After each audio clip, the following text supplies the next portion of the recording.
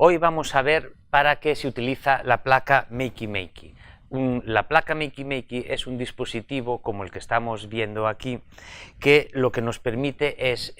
configurar el ordenador con elementos alternativos para la pulsación de las teclas o del ratón.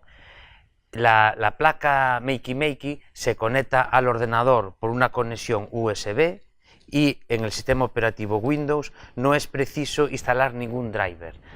Conectamos la placa al puerto USB del ordenador y una vez conectado lo reconoce como un dispositivo nuevo de entrada de datos y ya tenemos un sistema alternativo al teclado y el ratón. En esta placa, por un lado, tenemos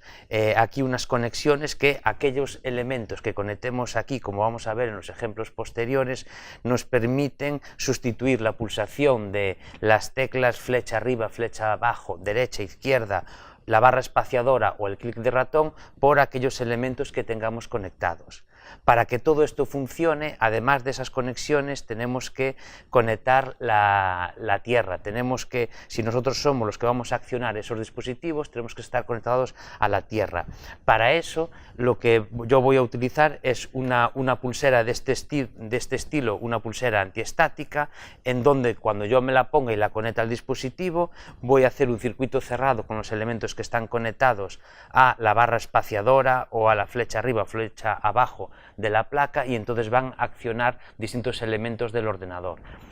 Esta placa la vamos a combinar con los juegos que desarrollamos en el tema anterior, hechos con Scratch, de forma que en vez de tener que utilizar el teclado convencional, vamos a usar elementos como los que tenemos en la mesa. Yo aquí he buscado algunos ejemplos, como pueden ser estas bolas, en donde podemos clavar, por ejemplo, unas chinchetas, y esas chinchetas conectarlas mediante un cable que viene incluido normalmente cuando compras la placa a la placa Makey Makey. También vamos a utilizar botes de yogur o de natillas en donde los vamos a llenar de agua,